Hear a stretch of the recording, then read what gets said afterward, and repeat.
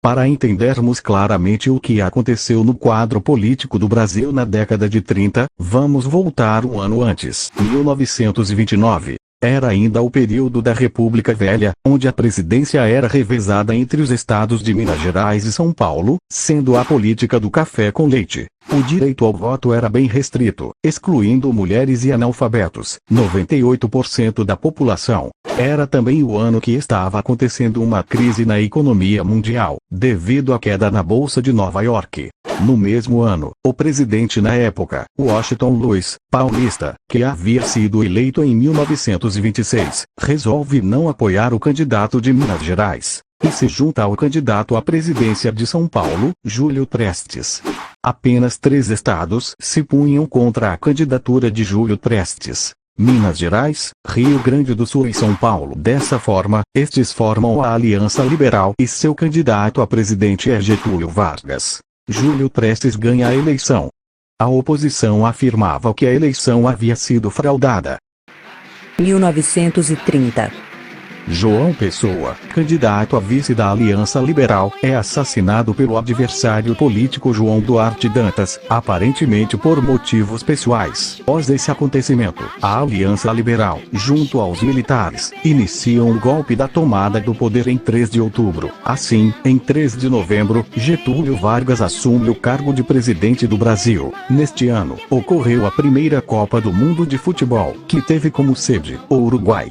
O Brasil foi eliminado na primeira fase, e a seleção do país sede foi a campeã. A seleção do Brasil era composta somente por cariocas. Durante a década de 30, o samba passou de uma música da massa humilde para uma música popular. Nomes como Carmen Miranda e Noel Rosa contribuíram para esta disseminação. 1931. O Brasil estava sofrendo um processo de industrialização, o que iniciava a existência de uma classe operária. Milhares de operários fizeram manifestações em apoio a Getúlio Vargas, devido à insatisfação com o governo anterior pela sua economia de agroexportação. Neste ano, o Monumento do Cristo Redentor é inaugurado no Corcovado, Rio de Janeiro. 1932. A mulher ganha direito ao voto através do Código Eleitoral Provisório, aprovado por Getúlio Vargas. Apenas mulheres casadas, autorizadas pelo marido, viúvas e solteiras com renda tinham direito a voto. Vargas assina o decreto que institui a carteira de trabalho. Neste ano também há o término da Revolução Constitucionalista, cujo objetivo era derrubar o então atual governo Vargas. A vitória é das forças federais sobre os paulistas.